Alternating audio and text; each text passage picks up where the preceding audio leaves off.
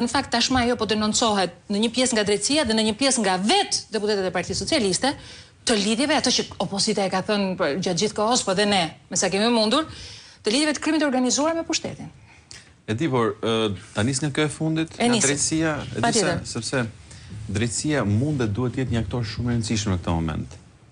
Për të ndihmuar qytetarët të ruajnë atë që duhet të ruajë ose atë që mund të ruhet i besimit tek institucionet. Dhe pa diskutim që drejtësia është një nga këto momente. Problemi është që unë mendoj që drejtësia akoma nuk e ka ndarë mendjen nëse do jetë me qytetarët apo do jetë me Edi Ramën. Bamën debat që kemi bërë pas akosh, unë se kam problem. Edhe ti jap kreditet kur është për t'ia dhënë, por edhe kur s'është për t'ia dhënë, pastaj duhet të themi ca gjëra. Dhe ajo që shoh unë në rastin e çështjes Aruba, sepse ti themi ca gjëra para 6 muajsh kur ne intervistonim Nelo Trokjan. Po. Edhe autorin e librit që ka folur pikërisht për samitin e Arubës. Për një takim të Arubës, e kupton? Pra ne dhe e kemi diskutuar edhe në këtë emision, njerëzit na shikonin nga ekrani, shikonin si të çmendur. Pra ç'a po thon këta? Ku i gjejnë, ku i shpikin këta njerëz që bëjnë prralla me Aruba, me njerëz që pas kanë shkuar në Aruba dhe pas kanë negociuar me qeverinë Rama për të pastruar paratë e krimit etj. Kjo gjëja normalisht duhet të ishte hetuar që në atë moment, qofse Spaku do ishte serioz, institucioni është dhe i pakapur, Spaku do i çonte më njëherë një letër kërkesë vetë gazetarit për të dëshmuar, do të shonte edhe një letër kërkesë organi ligjzbatuese, të cilët ai i referoi se kujt. Dhe sigurisht ai kishte marrë nga Italia, por praktikisht kjo gjë është nga Spanja apo nga Belgjika siç tregon koha. Kishin edhe Graterin aty, shefin e antimafias që asgjë nuk u çonin letër porosin. Vetëm gjë që ndodhi ishte që dhe ne vetë kur e dëgjonim Nelon dhe komentonim Nelon, kishim sikletin realisht, ka ardhur deri në këtë pikë, sot nuk ka më dyshime për këtë çështje. Dhe çfarë bën? E para drejtësia, po të mos ishte, po mos e kishin për organet ligjzbatuese partnerët, i thoshin bëje tani, bëje. Kjo gjë nuk do kishte ndodhur. Se kanë pasur aty dosjen, ka vite. Jo, dosjen e din fare mirë ata. Problemi është që aty kërkesë, më thonë, aty është një menu në çdo agjenci ligjzbatuese ndërkombëtare, ka një menu posaçërisht për Shqipërinë. Dhe ti thjesht duhet shkosh dhe të porosisësh. Dua këtë gjën.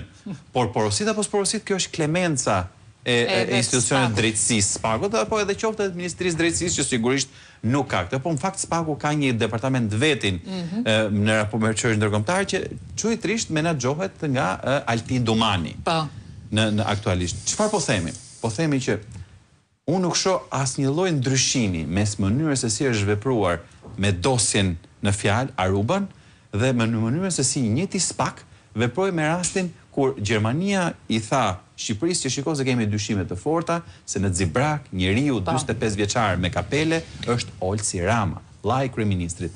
Sot ne po flasim për të njëjtën dosjen që kemi parë gjithë dhe e kemi për telefonat tonë, shohim të njëjtën ngjashmëri. Ka element, pra sigurisht biznesmen, etj, oligark, njerëz që merren trafik droge të akuzuar etj, që po hetojnë apo sekuestrojnë pasuritë, ama ka vetëm një mister të vogël, është një zyrtar i qeverisë Rama, që është nga Vlora, që ka ca origjinë nga Vlora, apo është nga Vlora, apo jo vetëm ajo, janë disa. Prit, është shumë e rëndësishme kjo.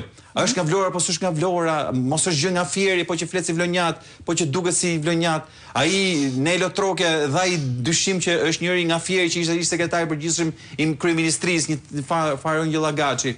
Pra ne bëjmë ping-pong. E lidhën me dosjen Lisi, po sigurisht sepse dosja Lisi, dosja Aruba dhe Zvërneci.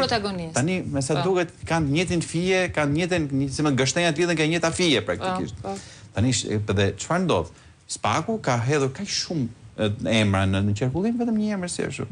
Sepse shkojmë prapë kjo çështje, ku mishi piqet dhe helli nuk digjet vetëm për një njerëz në vend, që është Edi Rama. Absolutisht. Dhe nëse ne vazhdojmë dhe kënaqemi me lugën që po goditet ndërtimi, po goditet parstrimi i parave etj, nuk kuptojmë asgjë.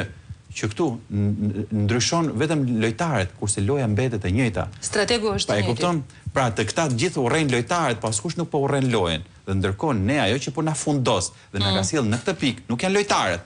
po është sistemi i ngritur dhe i menaxhuar nga një njeri. Pra, për Edi Rama nuk ka një ndryshim nëse hikin bajrat apo hikin këto pushjan këto bandet që ashtu. S'ka asnjë problemi. Zëvendësohen sepse radha e njerëzve dhe bandave që trafikojnë miliarda dollar nëpër botë dhe që kërkojnë një lavatrishe për të pastruar është e madhe. Ke parasysh, një bien 10 ngrihen, siç e ka treguar. Dhe prandaj ajo që po ndodh sot me këtë dosjen e famshme që e ta Arubës është e njëjta skem, kur vjen puna ke Edi Rama aty kputet, krasitet, pastrohet, hidhen ca informacione, dalin ca njerëz që thonë duket se ashtu, duket se është nga ne, është ky apo s'është ai, bëhet edhe si më thonë vjen edhe basten në sallën e parlamentit, dhe ajo që është më e rëndësishmja, tentativa dhe përpjekja ose si më thonë shpresa që kemi ne që ndoshta ky operacion mund ta kpusi kokën e të keqes, meduzën që i mban të lidhur e gjitha, që në këtë rast është kryeministri i Shqipërisë, nuk duket dhe prandaj sot zoti Rama sa vjen dhe po qetësohet gjithnjë më shumë sepse ai që është mekanizmi të duket më i qetë. Po shkon sepse gurat në kputç po i hiqin dhe po i pastrojnë një nga një. Se nga ai Altin Dumani që ishte dje, apo se nga ky çfarë që është sot ky Braho, e ke parasysh, unë nuk e di, por i njëjti spak që do të jetë garancia që ndoshta këtij sistemi të goditet dhe i ka ardhur fundi, ta bëj punën e vet, unë shoh që s'ka asnjë ndryshim. Është i njëjti spak që tha që ai 45 vjeçari me kapele në Xibrak është kushdo përveç se Olsi Ramës, është i njëjti spak që thotë që në Aruba ka shkuar një njeri që është zyrtar i qeverisë, po që nuk e dim se kush është, kështu që si më thonë lidhje me qeverinë nuk ka, janë vetëm këta legendat që kanë bërë trafik droge dhe janë dhe këta dhe janë dhe këto fjalë e vërtet dhe janë dhe këto oligarkët të cilët pas kanë pastruar parat, po sigurisht që koka meduzës, kryeministri nuk dinte gjë. Klodi, shiko, do shohim një video bashk. Ka folur kryeministri edhe ka qenë përballë një gazetare CNN-i, e cila rastisht nga Greqia dhe Edi Rama i është referuar në të dy këndvështrimet, edhe si një mashtruese e CNN-it, edhe si një njeri me konflikt interesi se është greke në raport me çështjen e Zvërnecit. Mirë, po lidhet edhe me këtë që tha Bledi. Mundi më pak me dietën, Elkeri?